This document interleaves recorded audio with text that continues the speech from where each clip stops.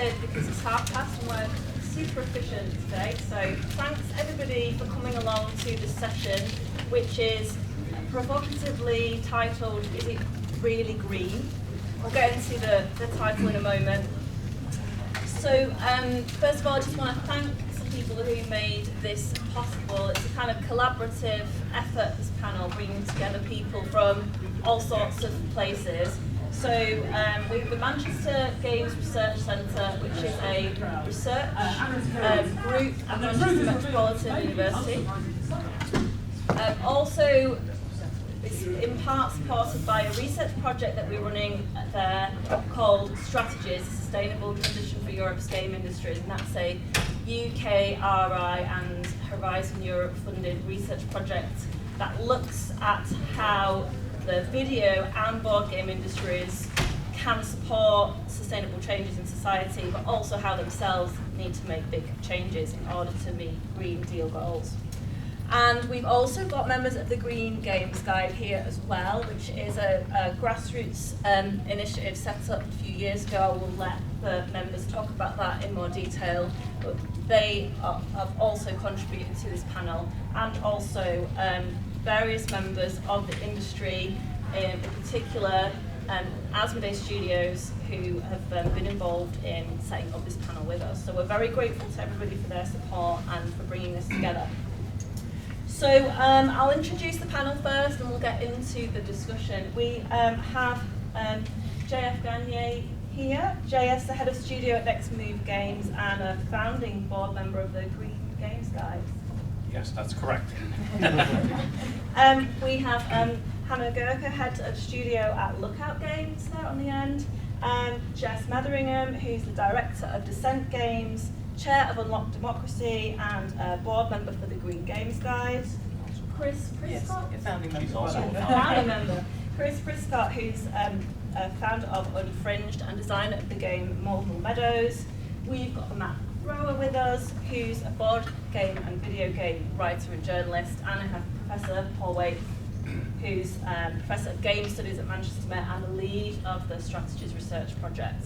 And I'm Dr. Chloe Germain. I'm also a member of the Manchester Games Research Centre and working on the Strategies Project.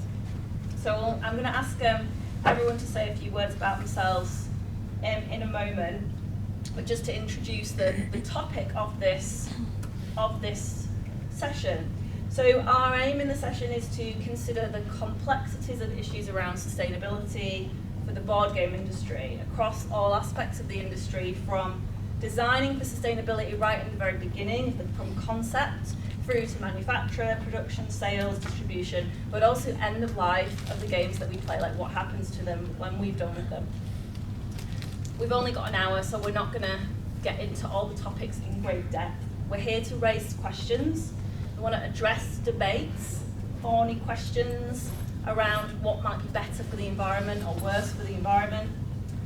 Everyone on this panel has a different kind of insight. They're from different areas of the industry, so they'll be able to offer their insights into different aspects of this debate. We also want to hear from the board game community and players and other makers what their experience of this has been as well. And I just wanted to share some kind of facts with you about the situation at the present. So the global board game market is massive, as you can tell from the event that you're at today.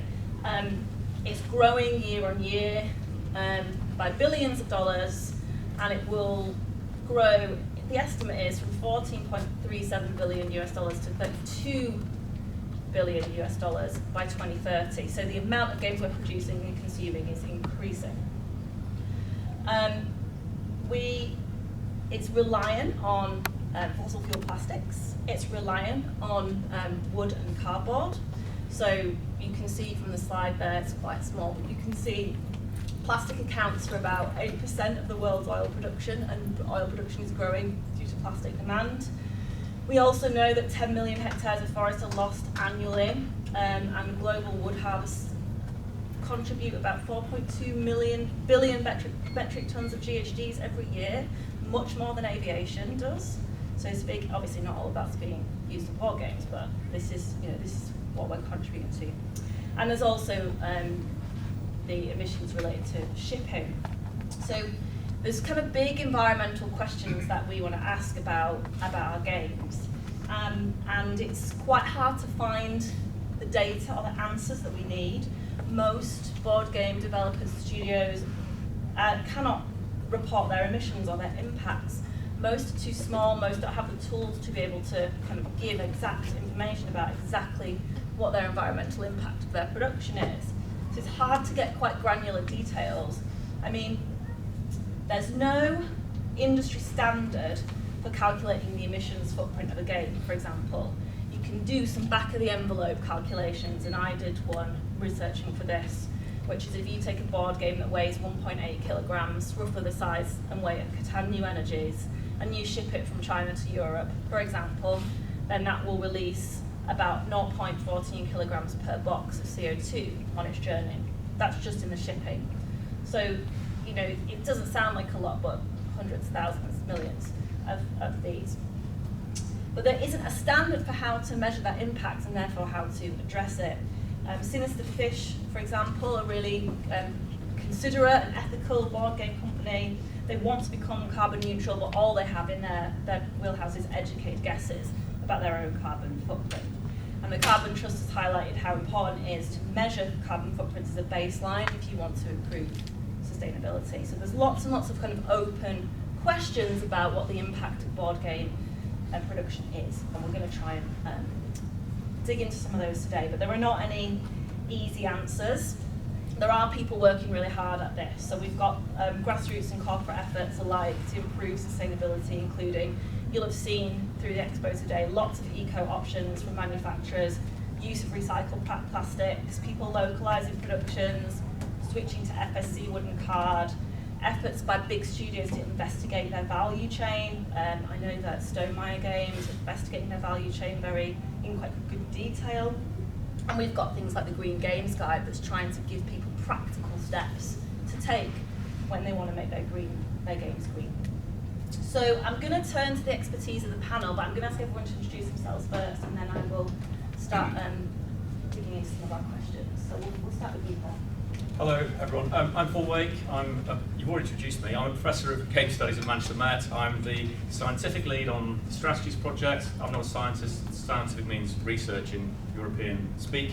The Strategies project, very briefly, is a 4-year project about the game industry, and we're really pleased because we like board games. So it's about board games and video games, and it has, broadly speaking, 2 pillars.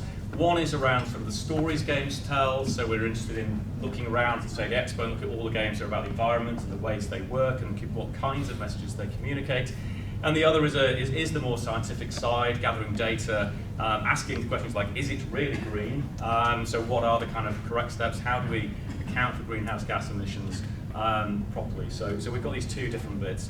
I'm here in my capacity as sort of question asker rather than knower of things. These are hopefully going to, my colleagues will hopefully be able to answer those questions, and that's me.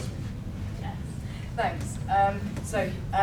So yeah, my name's Jessica Metheringham from the Cent Games, but also from the Green Games Guide. So I think there are probably 3 things to just touch on quickly in this super quick introduction, which is firstly, the Green Games Guide work. That's really important because it's looking at things and going, okay, how can we do things better?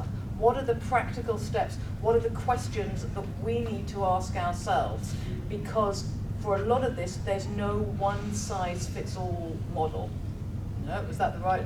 Anyway, Friday and I've already missed my words and mucked them up. So yeah, basically this is looking at the numerous factors that we have within the process where you decide how do you want to make this more sustainable.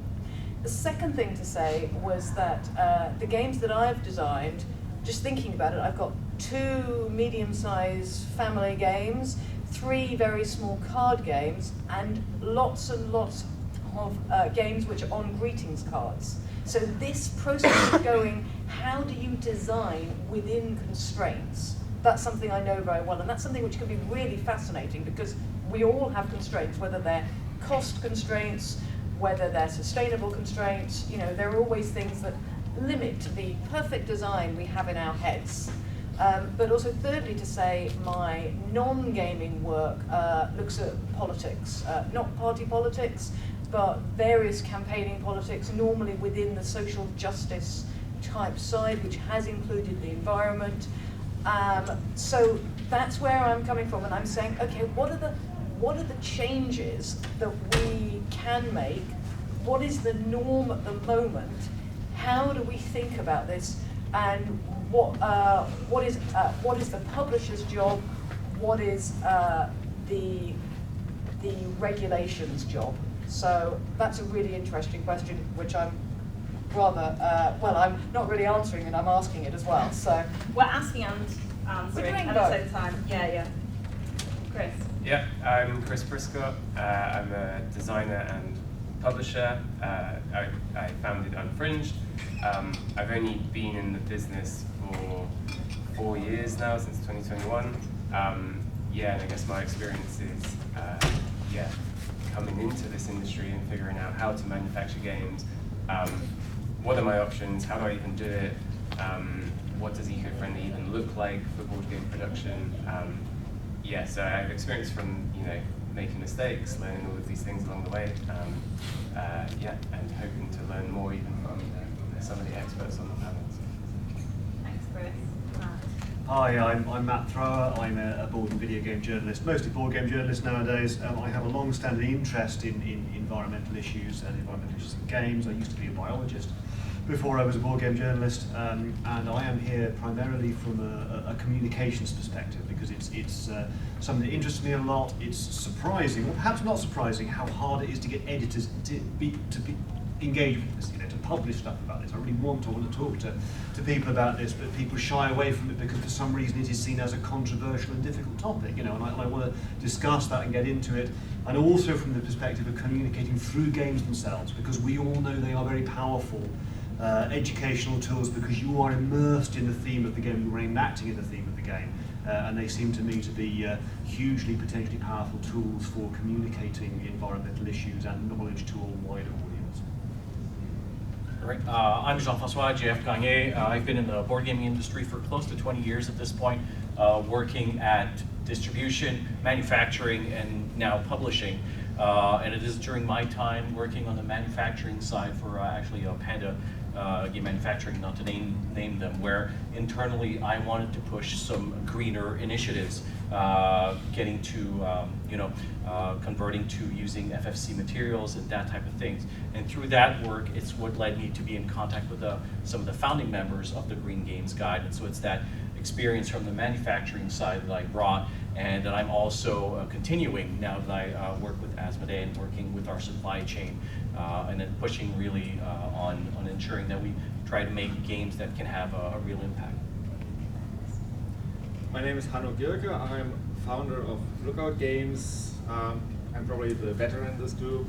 Lookout Games now 25 years in the business, and well, I've been through all of this because we always try to be, well, a front runner in making our games as environmental friendly as possible. And so I can tell a little bit about how long it actually takes to get manufacturers to change the ways where we have our meeting point, and especially how hard it is to convince customers that the environmental friendly way is, well, the future way to go. For example, just as an entry point, it has been a long story to make it possible that games are no longer shrink wrapped, that we now have those little paper stickers, and this is still a project that's not finished yet. We're halfway there. Still, some markets still require shrink wrap, and many customers still give us bad feedback because we say, hey, all that plastic that we wrap around the games, that's just being thrown away, in most cases not even recycled, because it doesn't even have the recycling logo, if it is number 5 or number 7 or which bin it should go. This is a really wide field, and I'm glad that we have a panel here with so many people from so many different angles, and all of you sitting here in and probably asking questions later. Do you even get more ideas, more points where you can, well, do another step? We have to be one step beyond what's asked to make some things moving. Yeah, thank you, Hannah. And I'm glad you brought up the point of recycling, because it's so often a distraction, recycling, and it seems less relevant to games anyway, given that people are playing them. But like the example of the shrink wrap, right, is a really good one, because even if you were really, really diligent and found out which bins to put that shrink wrap in, it probably wouldn't be recycled anyway. You know, like, and even if it were, it would be downcycled, and you know, better just not to have it on there in the first place. So kind of this idea that you can recycle your way out of a climate crisis is, I think, and that brings us to our first question really, which is about, this is an issue that's going to be tackled by kind of the old ideas of environmental behaviour, like recycling. It's going to have to be tackled like right from the beginning of the chain, so in terms of designing for sustainability. So I'm interested in your thoughts on things like switching materials, which we've talked about, but also finding different ways from the very beginning to embed sustainability into your game design. So I'd just like to hear from some of the people on the panel what designers are doing to embed sustainability right from the get-go. I know Hanno and Chris, you have some things to speak to about this.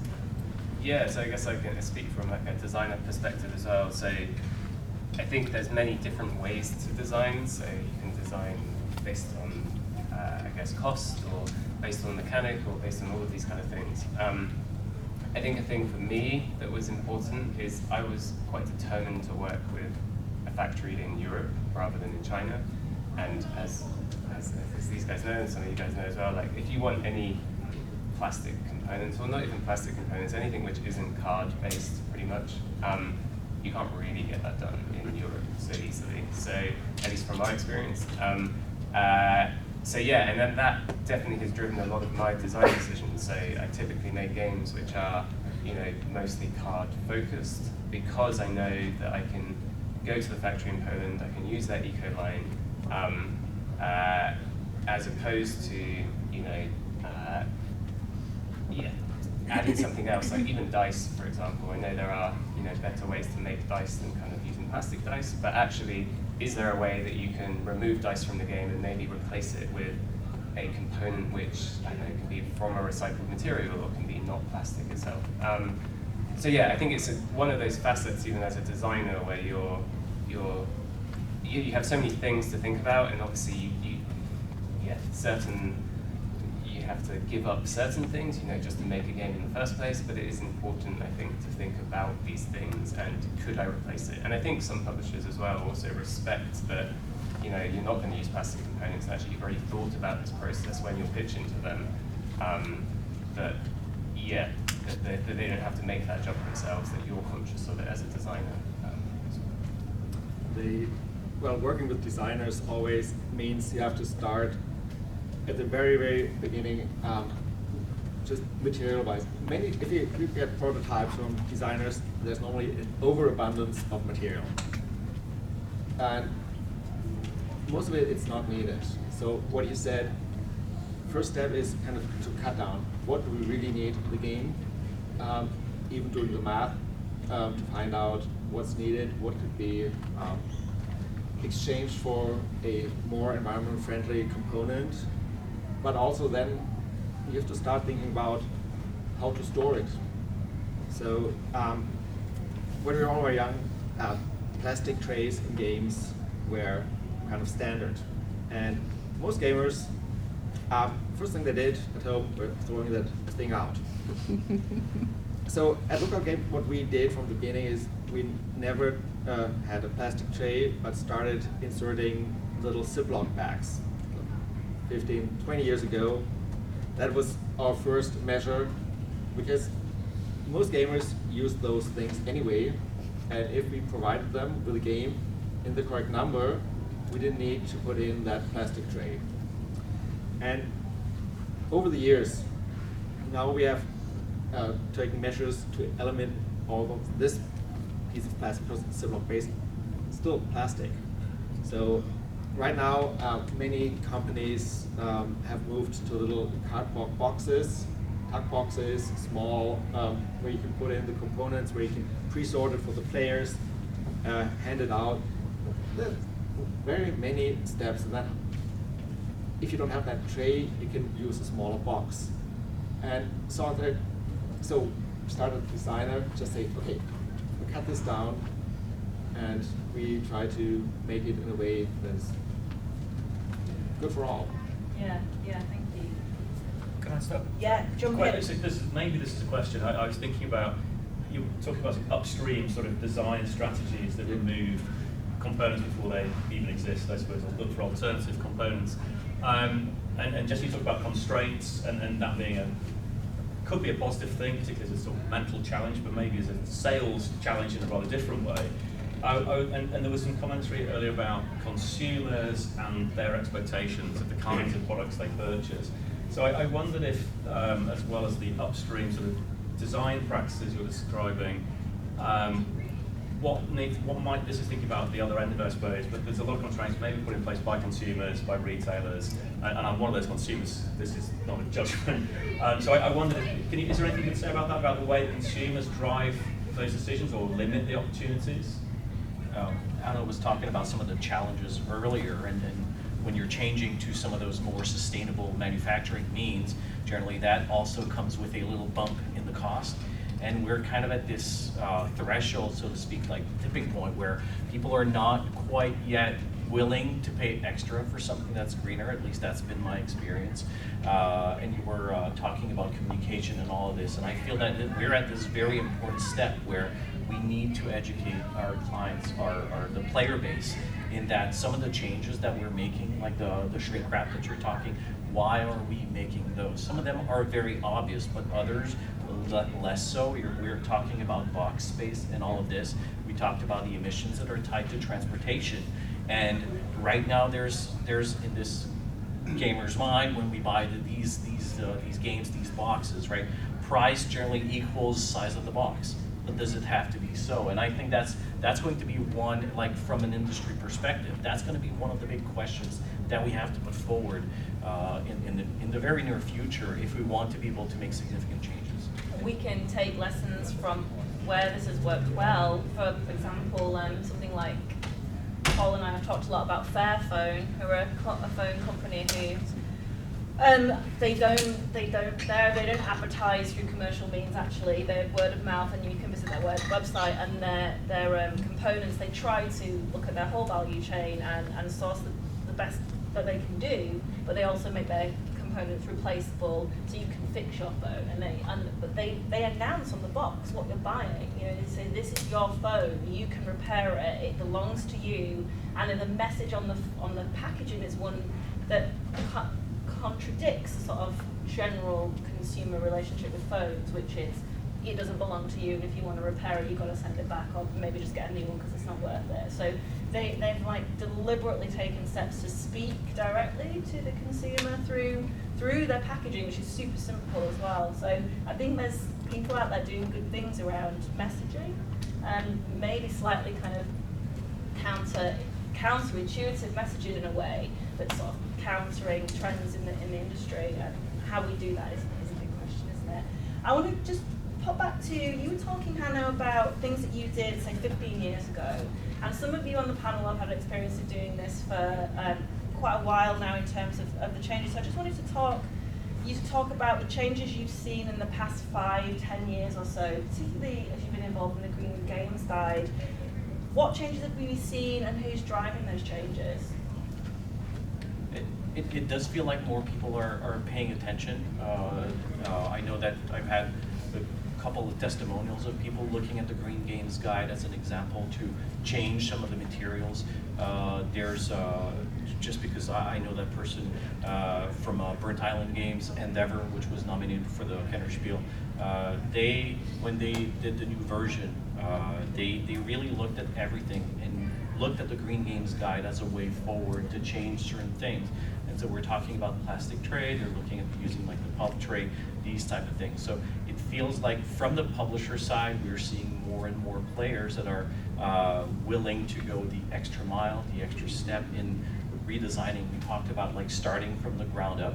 There's also Daybreak, which one should be last year, right? There was one of the game mechanic that used to have a bag, and they removed that element. I'm mentioning that because one of the designer may or may not be here, but be that as it may, there was a conscious effort at the design stage, and this is something that if we move back 5 years, we would not necessarily have heard of or people thought of, and so we're at this point where it is in people's mind, and that's where we're starting to see these new ideas.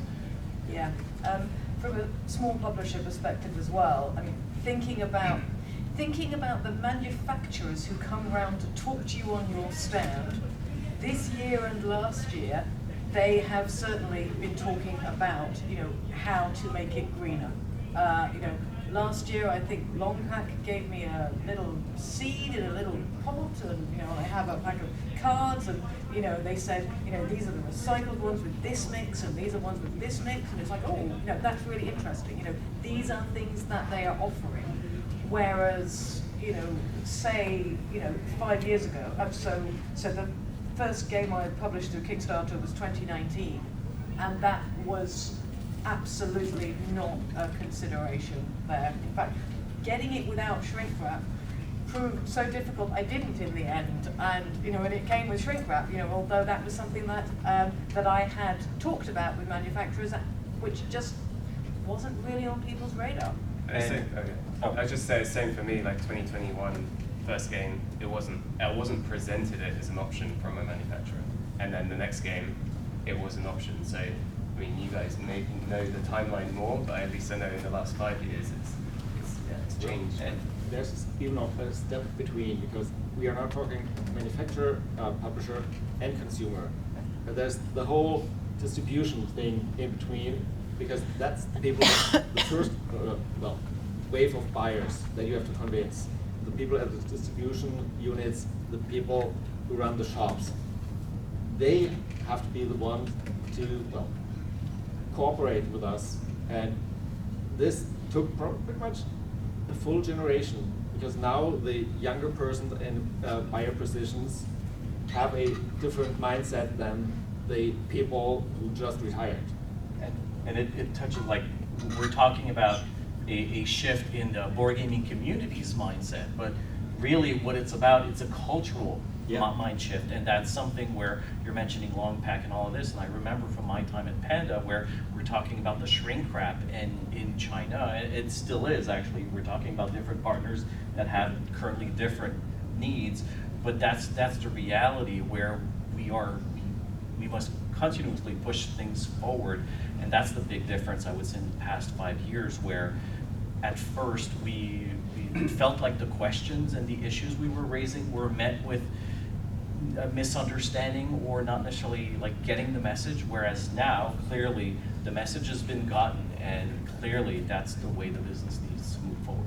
I saw a thing, actually, a slight side anecdote, but I was in a National Trust site the other day, and the shop only sold, you know, gifts, toys that were not plastic, that had no plastic components. And it's that kind of thing which I had never really seen before. And obviously that kind of place, even for games as a consumer, you know, maybe not the hobby games, but some games, it's a great place to put your games. And if you have plastic components, you're not going to get in those shops. So I don't know, it felt like I had not seen that before, and that change, it felt like, you know, that affects all of us. It affects like what consumers are buying and stuff. Yeah, sorry, Matt. I was just going to say, I think there's an expectation now from consumers that the publishers have caught on to, that if a game has a theme which is somehow related to the environment or biology or something like that, that the components will be of that standard. It's like I was talking to Mighty Boards, who did Rebirth, the Ryan Knizia game, which is about sort of like repopulating after an apocalypse. And they use rewood, which is, I don't know if you know about rewood, really cool idea of where you mold recycled wood into a plastic-like piece. You have the detail of plastic, but it is recycled and it's fully recyclable. And they were telling me that that's quite expensive. You know, the pieces are not cheap compared to plastic, but they felt they had to do it because they would be queried otherwise. You know, a more knowledgeable audience will query them on that. The Op Games, they do some environmental games. I don't remember, they were Aqua, I think there was another one there. They're shrink wrapped, and they were telling me, like you were saying, which I didn't realise this in actual fact, that some retailers require shrink, which is shocking, really. I'm quite astonished by that. But the games themselves are recycled components again, because they know they will be queried. And where I would like to see us getting, because the National Trust, again, obviously there is that association there with conservation, with environmentalism, is why don't we demand that of more games? Why is this only something currently that we see in environmental games? This should surely be something we are demanding of all games, all publishers. There's always a cost, right? You may pay more money, you may get less marketing if your box is smaller or something like that, but we need to educate people, consumers, retailers, publishers, everyone, to be willing to bear those costs. Thank you. I think I'll just pick up on a few things that were mentioned, and first of all, to emphasise something here that we don't want to say, for example, kind of start blacklisting people because they've got shrink wrap on their games, right? Or because it may be that they are responding to, as you say, a particular market demand, and there's nothing that they can do about that, or at least they're in the process of advocating for change, and that's something that's going on. So we need to be aware that there are different movers in this space, and when you're a designer, you're making your game, you're sort of dealing with different demands from different people within the industry. I also want to pick up on the point about plastic, because we also had, I think there's been some good examples of people taking on this idea of plastic and making games out of recycled plastic, right? So really interesting, taking old board game pieces. What was the name of the game, Jess? 'Cause it's gone out of my head and we discussed it. It was an Atlas game. It was an Atlas game, yeah, which was just Had fun in the middle. Infinity tiles. So check it out. It's plastic. Not infinity. Infinity. It's a completely plastic game, but the plastic is all recycled from old game materials. And I think that's something that's super important. Is we don't just want to have a black and white plastic bad, wood good, because if we look, deforestation is a huge issue and contributes to climate change. So we can't just switch to wood and cardboard because there we go, we've solved it. It's obviously much more complex than that. So where people are making these kinds of decisions, I guess the challenge, like you say, Matt, is to communicate why and what's behind it. That's really important. The other thing I wanted to pick up on what you said, Matt, is about I suppose a potential issue of greenwashing, right? So we've got one of the parts of our project is we're mapping at the moment the increase in growth in green games, thematically green games. I've got a list of about 279 from the past few years, and I don't think that all of them are made with eco pieces for sure, but also there's a kind of proliferation of green themes in games.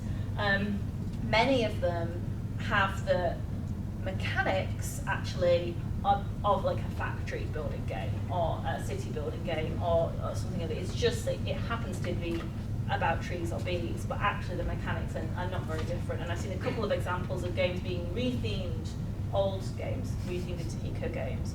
So I think we want to consider green game design as being more than just materials, but it's also about, as you said, Matt, the role games have to play in climate communication, and also calls to action, which I know you can speak to. We also have to think about that flip side of like greenwashing, of like, I've got my eco-themed game, it's made of cardboard, great, that I'll get some consumers for this. So I kind of want to dig into that side of the issue as well. I mean, Hannah, you've got some good examples of games where the communication is actually leading directly to action. Yeah, I'll take one example with our game Atiwa. This was released 3 years ago, I think. This is a game that's based on the story of a leader somewhere in Ghana who got the idea that if they don't kill the fruit bats that are kind of like flying rats over there and eat them, but give them shelter on their houses, that the fruit bats who steal the fruit from trees on their nightly flights will drop the seeds of the fruit they ate with their guano, and wherever they fly, new trees started to sprout. So the fruit bats helped reforest areas that have been abandoned. So his village started kind of this trend, and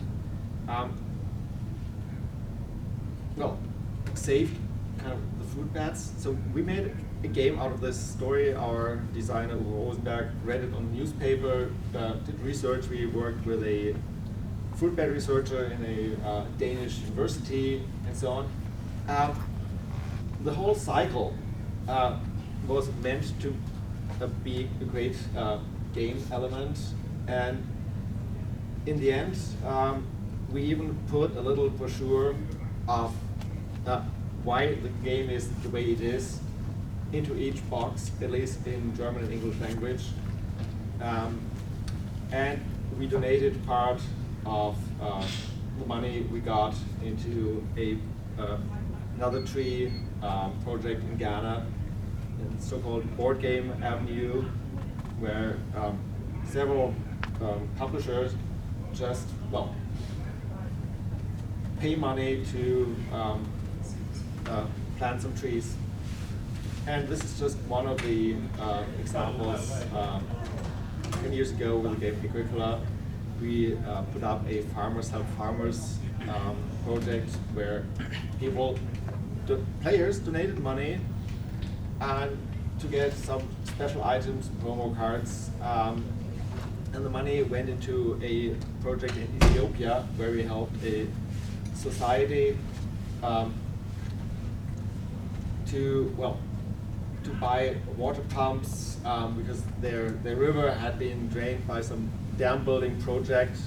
So we didn't give them money, we just gave them the means to help themselves. We gave them animals with the idea that any family who got animals would give the first 2 offspring to another family, and then they could keep what they have. And so we built this up, and we took elements from our games and included this into the whole thing. And if players start thinking about things like that, we have the experience. Most of them are happy to contribute. You don't need to have the 1000th game about building new oil rigs and making money, or you can just think about how to save fruit bats. And we need more of that. I like the story because I love the game Agricola, but it's so frustrating, and it's one of my kind of rage quit games. And it's really nice that it's actually helps. It's done some good in the world, you know. I'm pleased, even I'm banned from playing it because of my bad behaviour. No, but I wanted to. I think that that's really important, isn't it? That if we're going to say that green games have a role to play. So I should have said at the beginning, and I always like to kind of trail this anecdote at the beginning, the other part of the game industry that we're looking at is the video game industry. And they've got no chance, in a way. Like their GHG emissions annually are somewhere in excess of the whole of the Netherlands, like GHG emissions, like annually. It's insane. And talking to a researcher who looks in great detail at emissions of the game industry, and he was like, it's pie in the sky to get these emissions down. But board games, our emissions are pretty small in comparison. And then once you've made the game and it's made out and you shipped it and it's there and it's on the table and you play it a bunch of times and you give it to someone else and they play it. It's a really good kind of model for play that is sustainable, actually, in a way. Like, we shouldn't be too disheartened about the environmental cost of board games, because there's something really positive, and also there's something very positive about games like Asua and others, Daybreak, for example, where there's a call to action. You know, there's something meaningful that you can do as a player, whether that's find something out, scanning the QR code on the card, or whether you can do something, small action yourself to make a difference. I suppose I'm interested in examples where we think that there's some really good green game examples where we see manufacture and production meeting these kinds of climate communications in a positive way. There's two different things there, I think, actually. There's with two different people who are responsible, because I don't want to say, and this goes back to the greenwashing, it seems ridiculous to say that the consumer should be responsible for checking how green games are. You know, maybe when I'm in the supermarket, you know, then I'm looking at bananas and I'm like, well, these ones have the fair trade mark and these ones don't. I'm going to buy the ones with the fair trade mark. But, you know, but you don't go into a board game shop and say, oh, has this one got this logo on the back? Has this one, you know, this one doesn't say it's FSC. You know, should I not get this one? You know, that is a ridiculous thing. Or, you know, that is at the moment, you know, maybe when there's a nice kite mark, you know, sometime in the future, that would be fine. But actually, I don't think people do that much. So I think some of this is about normalizing how it is. We can send a message through the game and the game mechanics about, you know, the call to action. We can say, hey, these are the things we want to talk about. But I think we as publishers, this is a bit where we as publishers are going hand in hand, you know, where's the carrot and where's the stick? And this ties into how we can get, you know, how we can work with manufacturers to say we as publishers want to make it greener in this way. They as manufacturers can say, oh yes, you know, we'd like to work with you to do this, this, and this, and then we can slowly advance the norms like that so it becomes cheaper for everybody. Because supposing it's just a few of us, then it becomes a terribly middle-class expensive thing. But the other thing is about what regulations there are that, you know, because of course there's a European deforestation regulation, there's the various toy safety directives which, you know, which games, you know, they have to do. Some of this, you know, we're getting into, yeah, you know, how do we normalize this? Which are some really interesting questions to which I do not know the answers, I'm just asking the questions. Just one thing that just happened last week. I saw a crowdfunding project, and the game is offered by publisher in 3 different versions. Standard version with cardboard for whatever 80, better version with wooden components for 130, and all in with miniatures and all the shebang for probably 250. I fear that most customers will go for the expensive, even if they have all 3 next to each other in the shelf. And this is also something we always should keep in mind. Sometimes they have the choice between fair trade or not fair trade, and they will still go for the bling. But this is, I don't think it's fair to put blame on consumers. The distribution platforms bear responsibility, I think, for things like, I've got a colleague in the audience who's written about the research on this, about component creep, right? They kind of like, the fact that Kickstarter, for example, is a model for distributing a board game, it's sort of forcing you as a maker and the consumer into this kind of arms race of like more stuff, unlock stretch goals, you know, better miniatures, etc. So it kind of constructs a consumer rather than the consumer actually wanting this stuff. So I think it's kind of complicated in that sense as well.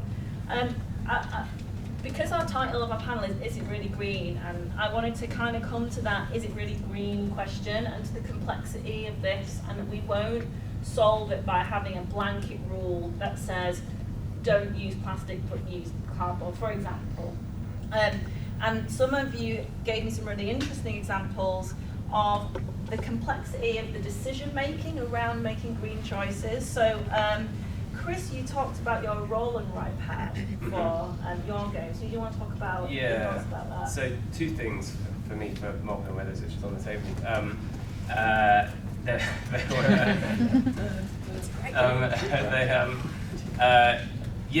The first one being the pad. So when I was deciding how to make it, again designing with the European factory in mind, so card components, but there's a split between something like a pad in these roll and write games that are made of paper that you rip off, that you draw on, and then you throw away. And that paper could be recycled, it could be whatever you want to make it with. But ultimately, if there's 100 pages in here and you play 100 games, it's not a game anymore. There's no pad for you to play on. So is that sustainable? Because suddenly you've taken something which, you know, if that thing was made of plastic that you could write on with a marker, you could in theory play with that much longer and the lifespan is longer. So that was one thing which, you know, I don't know what the answer was there. I went with the pad in the end for the plastic reason, and I offer free pads to people when they run out as a kind of, I guess, to help that a little bit. But yeah, I mean, the other thing is the cellophane. I think something to talk about later. Like, it's not cellophane on this, it's compostable cellulose. That we think we're going to chat about that later because I've learned some things about that. But again, like, that was something which I thought was good, and hopefully it's better than cellophane. But again, it's something which I know also has. This is about knowledge, right? This is about knowledge. So you might be offered something that seems quite green. Yeah. Oh, that's good. But actually, like, digging into it, like, is it really green? And Hannah, you made a great point about compostable shrink wrap, which often we get offered as consumers. Well, this shrink wrap, it's called compostable, but it's not, because in compost it will stay a maximum of 3 to 5 years. It's degradable in 75 years. Then it's gone. But most people will think it's plastic and burn it anyway. And if you put it in the a brown garbage bin for organic recycling, they'll sort it out, because they also try to fast pace all the organic waste into something. So this is, in theory, great, but in practice it just doesn't work. Yeah. And I think there's, like, there's these logos you can get, you probably can't see from the audience, but there's these bits which say it, but there's then this balance between, well, one, the thing, is it compostable? Is it really compostable? But secondly, like, I was encouraged to, like, put these marks across the whole box. But then from a retail perspective, when you look at a game on a shelf and you can't really see the artwork underneath because it's covered with these black marks saying compostable, you've got the balance that doesn't look good on the shelf. I mean, maybe to certain people if they're looking for that thing. And so again, I have one in the corner, but like you said, I must admit, most people probably don't see it and they miss it and they throw it in the garbage. Or even if they put it in the right bin, the sorters go, oh, that's plastic, and then they burn throw it it. away. Yeah. These questions are tremendously complex, and this goes way beyond games, and this is a thing I think about a lot, because just as a straightforward example, we talk about the value in recycling and recycled components, but there are many cases where the energy required to recycle a thing is actually more than it is to manufacture it in the first place. Is that green? I'm not going to answer that question, because it is just opens up the complexity of the whole thing. But one thing we haven't spoken about yet that I think is really important to focus on, and you did touch on it briefly in the introduction, is that we all know, and it's becoming more of a political hot potato, of course, with the situation in America, that most games are produced in China.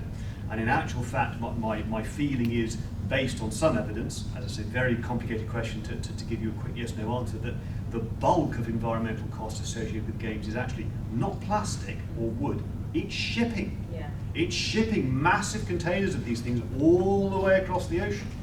Or even if the game is, say, Catania Energies, for example, is assembled locally, which is what they say, but many of the components cannot be sourced in North America because they have to ship the components anyway.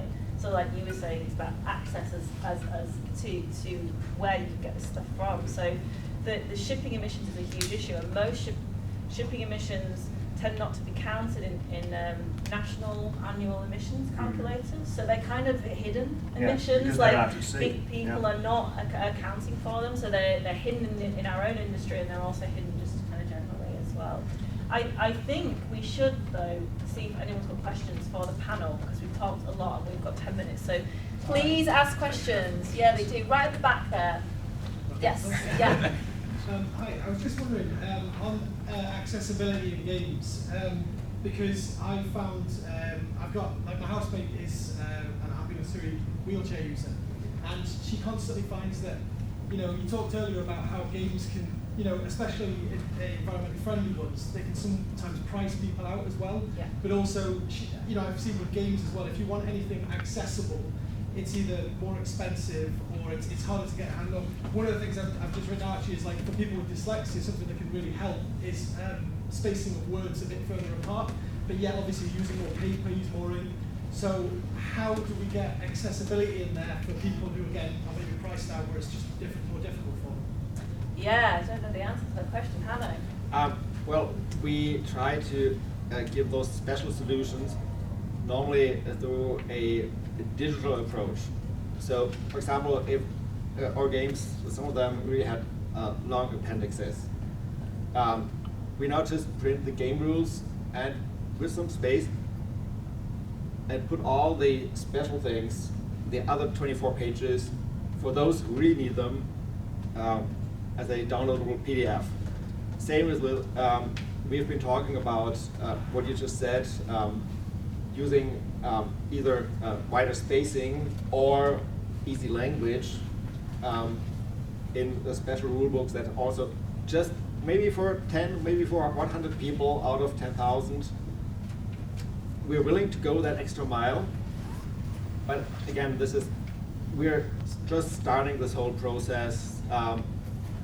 And so we have to kind of do this. We cannot print it for the 100 people, but if they can access it online, or even for those who are blind, having it read. Many things that we still consider possible, and we just have to do it one thing, one project after the other, have pilot projects, and the more people from the industry help on this, the more better practices we can have. There's good guides and advice out there already. You know, Michael Herron does great work about advising on accessibility, but also the point you raise is a really good one, because climate issues are also social justice issues too, right? You can't have one without the other. So it's widening the community of people who can access games is also going to help with things like climate communication. It's also going to help with things like participation. It's going to help with things like kind of democratic engagement and stuff as well. There's a real positive, I think, reason to go the extra mile and create different versions of games and make sure they get into different communities. I just say, I mean, another point that intersects with your question about sort of accessibility and particularly the price is what happens to games after their first user has finished using them, has played them, and is now ready to pass them on. And I think that there's work that would fit with the sort of sustainability questions as well, around recycling, around keeping parts in circulation so people can still sell games where parts have been lost, around game libraries. So I think there's another part of this work that might be what happens to games after they've been used. You know, you ship them, you might answer all those questions, but then where do those go into next? Because one of the questions behind is it green is board games are a curious product. I think that they're not thrown away often. Well, or are they? Well, there's a leader in the industry that makes exit games. Exit games. Yeah, of course. Yeah, one not thrown away. and people buy exit games, play them, destroy the components, and then just ditch them. Is that green? No. Just I think, giving you a question. But this is a really good point, isn't it? That we see on these documentaries about fast fashion or the tech industry or whatever, you know, mountains of waste, mountains of clothes on beaches in Ghana, huge sites in Thailand or whatever where toxic chemicals are leaking into the groundwater because they've just been the e-waste or whatever. Board games are not like that. But what happens to board game? What could we do that was more positive? Now here at the expo you've got Bring and Buy. Could you make Bring and cues? Which is a good thing. Be grateful. If there was support there for Bring and Buy, like in terms of like Paul says, refurbing your game, or if you buy a game for £10 from eBay or something like that, and it's got some stuff missing, it's okay. It only costs you £10, and you can go onto Asmodee's website and pick up the bits and bobs that you need that are missing, and then hey, it's got a whole other lifespan, and then that is, say, for example, it's even more green because it gets more uses. There's a certain amount of chasing the hype as well, I think. I think a lot of publishers are pushing out games more regularly because games kind of have this, up and then down quite quickly, and because seems to have become shorter, you need to push out more games, and then regardless of whether those games are played more games are being made. Which do we really need? More games are being made? I don't know. It's a controversial question. But it is a really important one, like the shipping one. We need to be engaging with these questions. They may be difficult, but they are really important. There is a huge marketing, retail, collection aspect to this hobby that we have to talk about, right? I'm as guilty as everybody else. Yeah. Boxes of games are my love. you know. But we have to be realistic about it, about whether we need all these games, about whether publishers need to release all these games, you know, all that kind of stuff. That was a good question. We spiraled off into different. We've got time for a couple more though, so please do. You mentioned a bit about how digital games are having much worse problems with dealing with the environment. Can you elaborate a bit on that? Because I feel it might be more practical for some people, like myself, to have board games digitally, since all my friends are nowhere near me. Yeah. But if it's not practical for the environment, it's not practical for the publisher, I can see why nobody will do it. Okay, so there's a couple of things there. First of all, when I talk about the video game industry, I don't have all the data on me because I'm here at a board game panel, but we're talking about video game development. So we're talking about the emissions associated with video game development primarily. So video game studios. Obviously there's emissions associated with board game development. Mighty Boards, who are part of our project, do great work. They've also opened up their entire operations to us, and they provided the data of their last year's annual emissions from their development studio. So not from making a game, but just from running a studio. And that's somewhere in the region of 2,000 kilograms of CO2 for a very small studio. Much bigger for a video game developer. They do a lot more flying around the world to conventions. That's a big issue. But also, the platforms that they design for have terrible constraints. So the designer of Frostpunk, for example, said he had to make the game so that it never turned off. Because Xbox said, or it might have been Nintendo said, when our consumers turn this off, when they press the button on the console, the game needs to start up immediately. We don't want them to have to load it. So, and then there's issues around cloud servers and cloud gaming, so huge, the GHG emissions associated with that. So when I say the emissions are more than the country of Netherlands for a year, that's just development. That's not like the downstream emissions of like players and cloud servers and cloud gaming. So obviously there will be a small kind of amount of that, which maybe things like a tabletop playground or things like this where you're online and you're playing games. But if that stops you from, 6 of you from buying a copy of a game, but actually you all meet online to play, your favorite board game. So then maybe there's a, it's not so simple, is it? That going online to play a game is definitely going to be worse. So I think, and that's an area we don't have any data on. Like, what are the emissions of these online platforms for games? So another hat I have worn in my life is a software engineer.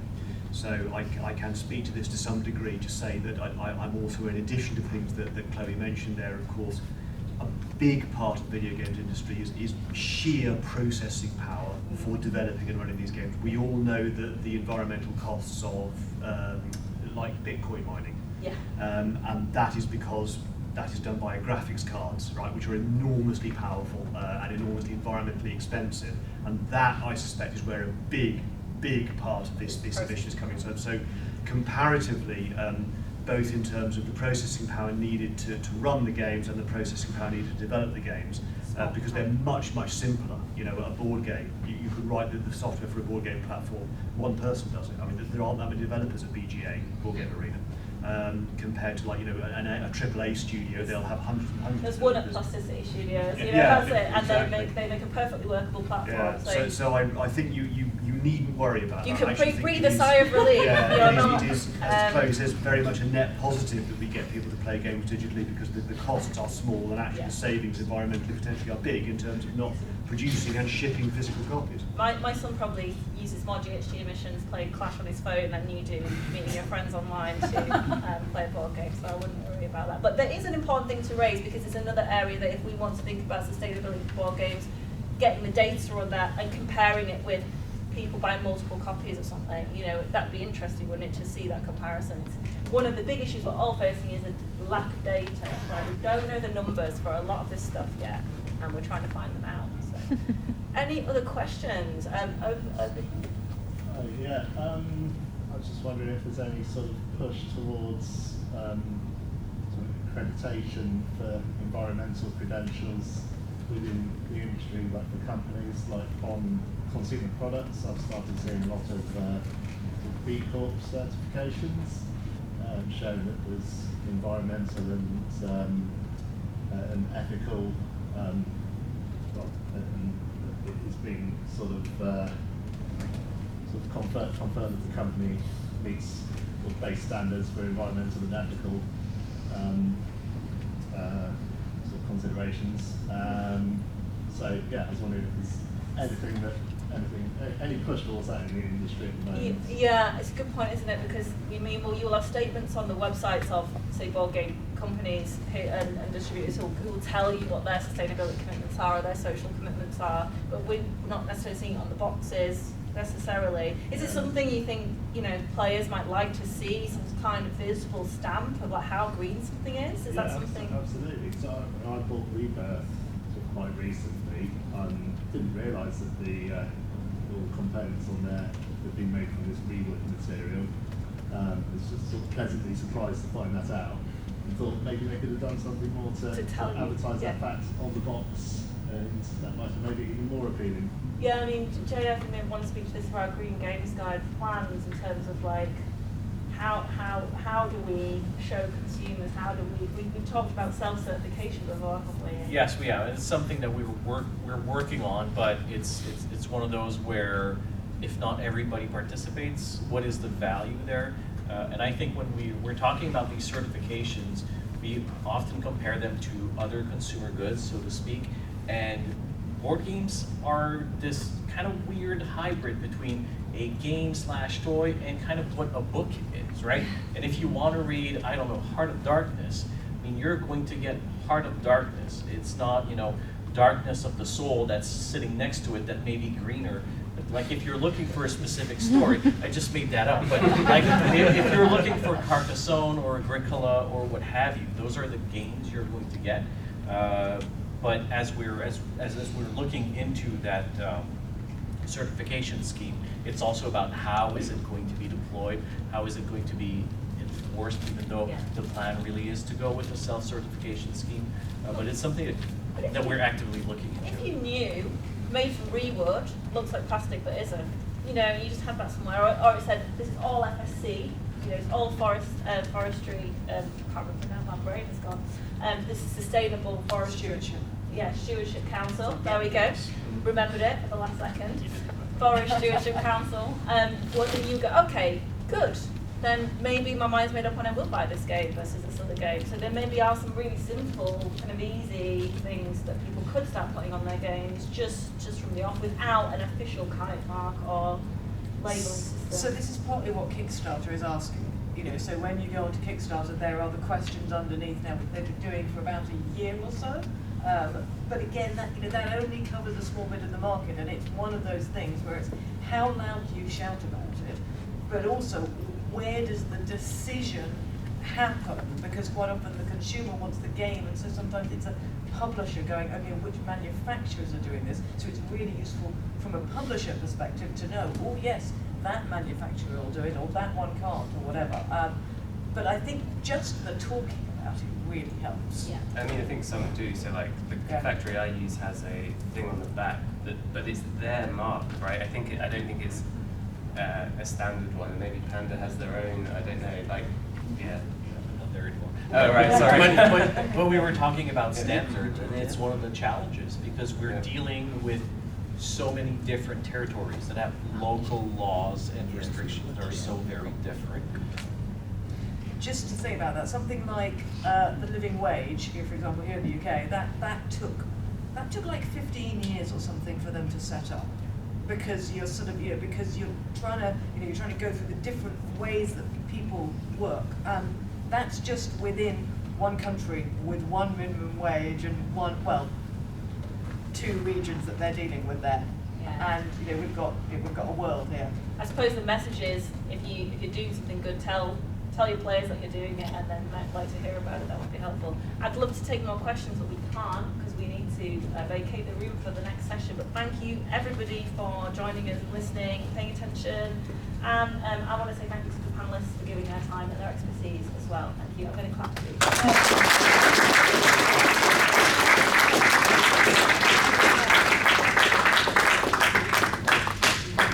So, do we meet again next year here?